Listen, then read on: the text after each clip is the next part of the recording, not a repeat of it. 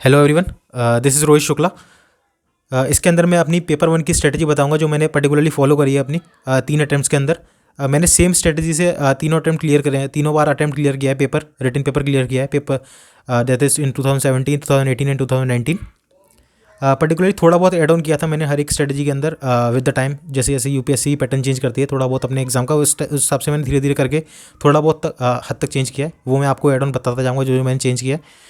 और स्टार्ट करने से पहले मैं आपको दो से तीन चीज़ें बताना चाहता हूँ कि एक तो ये होता है कि हम लोग सभी सेम स्ट्रेटजी फॉलो कर रहे होते हैं, चाहे वो टॉपर हो चाहे कोई भी हो, मतलब जिसने एग्ज़ाम क्लियर किया है या फिर जिसने एग्ज़ाम क्लियर नहीं किया है।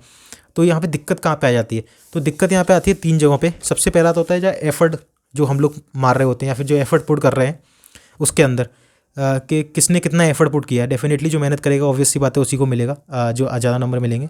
सेकेंडली रिस्क टेकिंग एबिलिटी, कि आपकी कितनी ज़्यादा रिस्क टेकिंग एबिलिटी है ड्यूरिंग एग्जामिनेशन ना, कि आप कितनी ज़्यादा रिस्क ले सकते हैं किसी क्वेश्चन को सॉल्व करते हैं ना। कि जैसे कि अगर मेरे को क्वेश्चन दिख रहा है और मेरे उसमें से 2 ऑप्शन को एलिमिनेट कर पा रहा हूँ और फिर मैंने रिस्क लेके वो लगा दिया। कुछ लोग रिस्क ले लेते हैं और वो लगा देते हैं क्वेश्चन को, और कुछ लोग होते हैं कि डर के मतलब नहीं लगाते हैं। तो जितनी ज़्यादा रिस्क टेकिंग एबिलिटी होती है उसके जितने ज़्यादा नंबर आने के चांसेस रहते हैं। लेकिन ये जो चीज़ होती है वो सिर्फ और सिर्फ तब आपकी सही होती है जब आप थर्ड पॉइंट करके आ रहे होते हैं। थर्ड पॉइंट ये है कि पर्टिकुलरली जब आपने नंबर ऑफ क्वेश्चंस या फिर नंबर ऑफ टेस्ट सीरीज़ या फिर नंबर ऑफ क्वेश्चंस जो प्रीवियस ईयर क्वेश्चंस होते हैं इतने ज़्यादा प्रैक्टिस करे होते हैं कि आपको दिख जाता है कि क्वेश्चन के अंदर कि इसके इन 2 ऑप्शंस में थे, ये वाले आंसर तो है ही नहीं, इन दोनों में से एक आंसर है। तो आप उस क्वेश्चन को एलिमिनेट करके 50% पे लेके आ पाते हैं और फिर वो जो आपको कॉन्फिडेंस लेवल मिलता है उससे आप रिस्क ले पाते हैं और फिर आप ऐसे ऐसे करके अपने धीरे धीरे करके स्कोर बढ़ाते हैं। So this is the basic difference जो आपको लिस्ट में लेके आता है या फिर लिस्ट से बाहर निकालता है, जो मेरे को पर्टिकुलरली लगता है। अब बात करते हैं कोचिंग की। मेरे को यहाँ पे मैं एक चीज़ बोलना चाहता हूँ कि मेरे को लगता है कि एग्जामिनेशन विदाउट कोचिंग निकल सकता है। कोई ज़रूरत नहीं है आपको कि 7,000 रुपये का कोर्स लेना है, 5,000 रुपये का कोर्स लेना है, 7,000 रुपये का 6 महीने का या फिर 3 महीने का एक क्रैश कोर्स लेना है। ये सब चीज़ें इसके मेरे को लगता है इसका फिर CAPF क्या किसी भी एग्जामिनेशन में ज़रूरत नहीं है। Particularly it is your mental stamina जो डिसाइड करता है कि ये एग्ज़ाम आप निकाल पा रहे हैं नहीं निकाल पा रहे हैं। नो डाउट कोचिंग लेने से आप कोई एग्ज़ाम 1 साल में निकाल रहे थे तो आप 6 महीने में निकाल पाएंगे, 7.5 महीने में, 7 महीने में निकाल पाएंगे। लेकिन जो कोचिंग के आफ्टर इफेक्ट्स होते हैं वो भी बहुत ज़्यादा भयंकर होते हैं। आपकी जो पर्सनैलिटी वो हैम्पर करते हैं ना कोचिंग, जो आप जैसे कि मैं एक एग्जाम्पल देता हूँ कि कैसे आपकी पर्सनैलिटी को हैम्पर करते हैं कोचिंग। लेट्स अज्यूम कि आप प्रेसिडेंट है पॉलिटी के अंदर चैप्टर पढ़ रहे हैं। आप अगर किसी कोचिंग वाले से पढ़ रहे हैं क्योंकि उसने पढ़ रखा है, उसने खुद की अपनी विजुअलाइजेशन पावर से उसको विजुअलाइज कर रखा है कि प्रेसिडेंट का ये काम होता है, अच्छा प्रेसिडेंट नहीं होगा तो इंडिया के अंदर ये चीज़ नहीं होगी, एग्जीक्यूशन खराब हो जाएगा, एग्जीक्यूटर के ऊपर, एग्जीक्यूटिव जो होते हैं उनके ऊपर नज़र रखता है प्रेसिडेंट, और ये सब चीज़ें हैं वो उसने अपने आप सोच रखी हैं, उसने सिंपली आपको वो चीज़ें बता दी। तो उससे उसकी तो विजुअलाइजेशन पावर काफ़ी अच्छी है, उसने काफ़ी ज़्यादा स्ट्रगल कर लिया, उस चीज़ें पढ़ के स्ट्रगल किया है। लेकिन जब आपने कोचिंग ली तो आपने ना तो स्ट्रगल किया उस चीज़ को जानने के लिए, ना आपने अपनी विजुअलाइजेशन पावर को बढ़ाया वो चीज़ सोचने के लिए। सिंपली उसने आपको फ्रूट परस के दे दिए प्लेट के अंदर, आपने वो खा लिए। अगर आप कोचिंग नहीं लेंगे ना तो आप प्रेसिडेंट के बारे में जब पढ़ रहे होंगे तो आप 4 जगह से वो चीज़ पढ़ेंगे, उसी चीज़ के बारे में बार बार स्ट्रगल करेंगे, उसी कंसेप्ट को बार बार जानने की कोशिश करेंगे, अपनी विजुअलाइजेशन पावर बढ़ाएंगे जो आपको in the near future help करने वाली है आपके पर्सनैलिटी टेस्ट के अंदर और आपकी लाइफ के अंदर। चाहे कहीं कहीं भी आप जा रहे होंगे, चाहे वो आप कोई ऑपरेशंस भी कर रहे होते हैं, कुछ भी कर रहे होंगे, आपको लाइफ में ये चीज़ें बहुत ज़्यादा हेल्पफुल रहने वाली हैं। जितना ज़्यादा आप स्ट्रगल करेंगे उतना ज़्यादा आपको बेनिफिट मिलेगा in the near future life के अंदर। ये होता है पर्टिकुलरली। मैं ये नहीं बोल रहा कि कोचिंग मत लीजिए, लेकिन मेरे को ऐसा लगता है पर्टिकुलरली कि इस एग्ज़ाम या फिर किसी भी एग्ज़ाम में कोचिंग से हो जाएगा ये सोच के तो कुछ नहीं होता है। पर्टिकुलरली ये आपका मेंटल स्टेमिना होता है जो आपका डिसाइड करता है, और आपकी पर्सनैलिटी को विदाउट कोचिंग ही निखारा जा सकता है, मेरे को ऐसा लगता है। और बात करिए टेस्ट सीरीज़ की, हाँ डेफिनेटली टेस्ट सीरीज़ ले सकते हैं आप, और 5 मंथ एक डिसेंट अमाउंट ऑफ टाइम होता है इस एग्ज़ाम को क्रैक करने के लिए। ये 3 पॉइंट थे जो मेरे को और बताने थे। 5 मंथ इस वजह से डिसेंट है क्योंकि मैंने भी 4.5 महीने में, जब मेरा 2017 में ग्रेजुएशन कंप्लीट हुआ था तो मैंने 4.5 महीने के आसपास ही टाइम लिया था जब मैंने अपना पहला 2017 निकाला था, और मेरे 137 के आसपास मार्क्स थे उस टाइम पे। तो मेरे को लगता है that was a decent score. तो स्टार्ट करते हैं अपनी स्ट्रेटजी के साथ। ज्योग्राफी की बात करी जाए तो पर्टिकुलरली आपको यहाँ पे NCERT पे फोकस करना है। 6 से लेकर 10th क्लास की NCERT को आपको 1 से 2 बार पढ़ना है। यहाँ पे आपको जो फैक्चुअल चीज़ें होती हैं, जो UPSC होती है वो पर्टिकुलरली 2 तरीके के क्वेश्चंस पूछती है। एक होते हैं आपके कंसेप्चुअल क्वेश्चंस और एक होते हैं आपके फैक्चुअल क्वेश्चंस। जो कंसेप्चुअल क्वेश्चंस होते हैं वो आपकी 11th और 12th की NCERT से पूछे जाते हैं, जैसे कि एडवेक्शन हो गया, कन्वेक्शन हो गया, या फिर क्लाउड्स हो गए, क्लाउड फॉर्मेशंस के ऊपर क्वेश्चंस हो गए, ओशन करंट्स हो गए, इन सब चीज़ों के ऊपर क्वेश्चंस हो गए कि अरेबियन सी हो गई इतनी सॉल्टी क्यों है as compare to Arabian Sea इतनी सॉल्टी क्यों है as compare to Bay of Bengal. तो ये सब जो चीज़ें हैं कंसेप्चुअल क्वेश्चंस हैं जो कि आपके कंसेप्ट अगर क्लियर होंगे, जो आपके 11th और 12th की NCERT से हो जाते हैं, तो आपको बता पाएंगे वो चीज़ ना आप।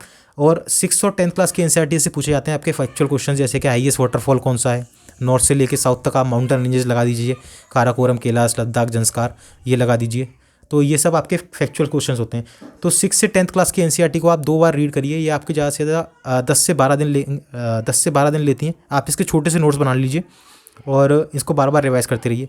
अपार्ट फ्रॉम दिस 11th और 12th की एनसीईआरटी आपकी लगभग 30 दिन लेगी, तो ये 40 दिन के आसपास में आपकी ज्योग्राफी का टोटल खत्म हो जाएगा। 11th और 12th की एनसीईआरटी के आपके कंसेप्ट को क्लियर करना है। अगर आपको दिक्कत हो रही है कि प्लेट टेक्टोनिक थ्योरी वगैरह में, तो आप मुरनाल का वीडियो देख सकते हैं, रितांजलि मैम का, मुरनाल सर का जो रितांजलि मैम का वीडियो है उसके अंदर डिसेंट तरीके से वहाँ पे बताया गया है, तो वहाँ से आप कर सकते हैं। ठीक है, तो ये है आपका ज्योग्राफी का। मेरे को लगता है इसके अलावा आपको कोई और चीज़ फॉलो करने की ज़रूरत नहीं है ज्योग्राफी में। फैक्चुअल की बात, फैक्चुअल मैंने बता दिया, कंसेप्चुअल आपको मैंने बता ही दिया। तो उसके अलावा हाँ, इसके अलावा जो बेसिक रहता है जैसे कि स्टेट्स ऑफ द वर्ल्ड हो गए, या फिर इनके जो छोटे छोटे मैप्स वगैरह होते हैं इनको थोड़ा बहुत देखते रहिए। स्टेट्स हो गए, टेक्टोनिक प्लेट्स हो गई, ये भी सब आपको वैसे एनसीईआरटी में मिलेगा। जो फैक्चुअल चीज़ें होती हैं, वाइल्ड लाइफ सेंचुरीज़ हो गई, इनके आप छोटे छोटे नोट्स बना के रखिए ताकि आप इनको बार बार रिवाइज कर सकें। तो मोर और लेस 1.5 महीने के अंदर आपकी ज्योग्राफी का पूरा क्लियर हो सकता है, फैक्चुअल और कंसेप्चुअल। बात करते हैं पॉलिटी की।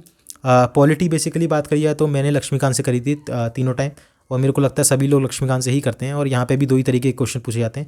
यूपीएससी का सेम फंडा है, फैक्चुअल कंसेप्चुअल 2 तरीके के क्वेश्चन पूछती है। फैक्चुअल में वही सेम, पॉलिटी में वही क्वेश्चन पूछे जाएंगे कि attorney general full time member है और अटॉर्नी जनरल कौन अपॉइंट करता है, अटॉर्नी जनरल की सैलरी फिक्स होती है कि नहीं होती, ये फैक्चुअल क्वेश्चन हो गए।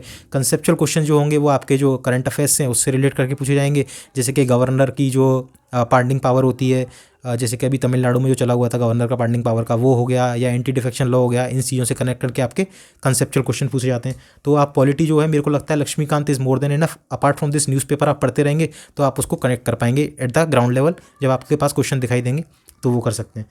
हिस्ट्री की बात करी जाए तो यहाँ पे आप देख सकते हैं कि एंशिएंट, मेडिवल और मॉडर्न हिस्ट्री 3 तरीके की होते हैं। तो मेरे को लगता है कि मेडिवल जो होती है वो बहुत ही कम पूछते हैं ये लोग, या फिर 1-2 क्वेश्चन कभी डाल दिया तो डाल दिया। और एंशिएंट और मॉडर्न से काफ़ी पूछा जाता है। मॉडर्न में भी बेसिकली इनके फेवरेट टॉपिक हैं, रिलीजियस रिफॉर्म मूवमेंट्स हो गए, पीजेंट मूवमेंट्स हो गए, ट्राइबल मूवमेंट्स हो गए, 1857 हो गया। These are the favourite topics. 1920 हो गया, 1921, 1922 हो गया, या फिर नॉन कॉपरेशन हो गया, ये इनके फेवरेट टॉपिक हैं। और जो मैंने किया था हिस्ट्री के लिए पर्टिकुलरली, वो स्टार्टिंग में जो 2017 का अटैम्प्ट था तब मैंने स्पेक्ट्रम की थी, लेकिन धीरे धीरे करके मैंने रियलाइज़ किया कि यूपीएससी ने अपना ट्रेंड चेंज कर दिया और वो थीम्स इन इंडियन हिस्ट्री के ऊपर आ चुके हैं। अभी वो पर्टिकुलरली क्या करते हैं कि थीम्स इन इंडियन हिस्ट्री के जो ब्लू बॉक्सेस होते हैं वहाँ से फैक्चुअल क्वेश्चंस उठाते हैं, और जो सिंपली जो कंसेप्चुअल क्वेश्चंस उठाए जाते हैं, जो मेन चैप्टर्स होते हैं वहाँ से उठाए जाते हैं। तो जो मेरे को लगता है कि themes in Indian history part 1, part 2, part 3 ये तीनों आप करके जाइए। अपार्ट फ्रॉम दिस जो स्पेक्ट्रम है उसके जो मेन चैप्टर हैं, रिलीजियस रिफॉर्म मूवमेंट्स वाले चैप्टर हो गए, 1857 वाला चैप्टर हो गया, गांधी जी की लाइफ के ऊपर जो चैप्टर है वो करके जाइए, और रिवॉल्ट्स करके जाइए। ये आप स्पेक्ट्रम से करके जा सकते हैं। स्पेक्ट्रम के पीछे जो थोड़ी बहुत समरी दे रखी होती है वो पढ़ के जा सकते हैं। ये आपकी हिस्ट्री को सफाइज कर देगी। इससे ज़्यादा आपको कहीं जाने की ज़रूरत नहीं है हिस्ट्री के अंदर, मेरे को लगता है। मेडिवल हिस्ट्री के अंदर मेरे को ऐसा लगता है कि आप लूसेंट कर सकते हैं एक बार को अगर करना चाहो तो, वरना कॉस्ट बेनिफिट रेशियो बहुत कम रहता है मेडिवल हिस्ट्री के लिए। 4 क्वेश्चन आएंगे, 4 के लिए आप इतना बड़ा पढ़ के जाओगे, तो मेरे को नहीं लगता कि इतना बेनिफिशियल है। अगर 5 मंथ है आपके पास तो ये करना। साइंस की बात करी जाए तो 9th और 10th की एनसीईआरटी आपको बाय हार्ड करनी पड़ेगी, और ये पर्टिकुलरली 2017 से वो 9th और 10th की एनसीईआरटी से ही पूछते आ रहे हैं, और वो मेरे को लगता है कि वहीं से पूछेंगे। सिमिलरली फिर यहाँ पे वही बात आ जाती है फैक्चुअल और कंसेप्चुअल।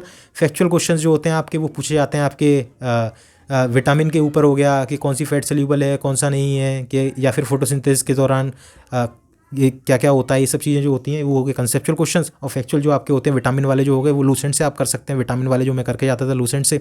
अपार्ट फ्रॉम दिस जो 9th और 10th की एनसीईआरटी है उसको आपको पूरा समराइज़ करना है, मतलब पूरा पढ़ के जाना है उसको 2 से 3 बार। और यहाँ पे 5 जो मेरे को लगता है जो मैंने आगे वाले अटैम्प्ट्स में ऐड ऑन किए थे चैप्टर, जो मेरे को लगता था पर्टिकुलरली यूपीएससी यहाँ से भी क्वेश्चन उठाती है, वो आप चैप्टर लिख सकते हैं। एक है आपका 12th क्लास की एनसीईआरटी के चैप्टर हैं ये सारे के सारे, बायोलॉजी और केमिस्ट्री के पर्टिकुलरली, एनवायरमेंटल इशूज़ और chemistry in everyday life, biodiversity and conservation, polymers and environment chemistry. ये टोटल 5 चैप्टर हैं जो अभी इनसे भी क्वेश्चन पूछे जा रहे हैं। तो मेरे को लगता है ये और आपको करने चाहिए। अपार्ट फ्रॉम दिस इकोनॉमिक्स की बात करी जाए तो मेरे को इकोनॉमिक्स का CBR that is cost benefit ratio बहुत ही कम लगा। मेरे को नहीं लगता कि इतना कुछ मतलब करके जाना और बेनिफिशियल है। लेकिन इकोनॉमिक्स के लिए आप बेसिक चीज़ ये कर सकते हैं कि जो वेरियस IAS की कोचिंग्स वगैरह होते हैं उनका वो लोग जो निकालते रहते हैं, या फिर जो हमारा जो बजट वगैरह निकलता है, या फिर कोई भी जो वीडियोस वगैरह होते हैं, वहाँ से आप सिंपल 2-3 चीज़ें देख सकते हैं कि एक करंट अकाउंट डेफिसिट वगैरह जो होते हैं, रेवेन्यू डेफिसिट कितना हो गया, कहाँ से कितना टैक्स आ रहा है गवर्नमेंट को, ये चीज़ें करके जा सकते हैं। क्योंकि यहाँ पे आप लोग कुछ क्वेश्चंस ऐसे आएंगे जो आप एलिमिनेट कर सकते हैं, या फिर कुछ फैक्चुअल क्वेश्चंस भी आ सकते हैं कि गवर्नमेंट की मेजर स्पेंडिंग कौन से सेक्टर में हो रही है, फिर गवर्नमेंट कहाँ से सबसे ज़्यादा इंपोर्ट कर रही है, ये सब चीज़ें देख सकते हैं आप यहाँ से, जो फैक्चुअल क्वेश्चंस भी बन जाते हैं directly. Apart from this current affairs की बात करी है तो मैंने जीके टुडे को फॉलो किया है, पर्टिकुलरली हमेशा जीके टुडे को फॉलो किया है, उनकी वेबसाइट को फॉलो किया है, कोई मैंने पीडीएफ वगैरह नहीं लिए, डेली मैं उनकी वेबसाइट से कोई जो वन लाइनर हुआ करते थे वो किया करता था।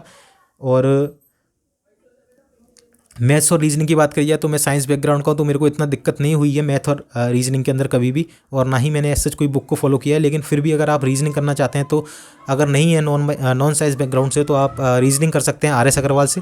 एंड जो मैथ है वो आप कर सकते हैं quantum CAT by Sarvesh Kumar करके बुक है, वहाँ से आप अपनी मैथ कर सकते हैं।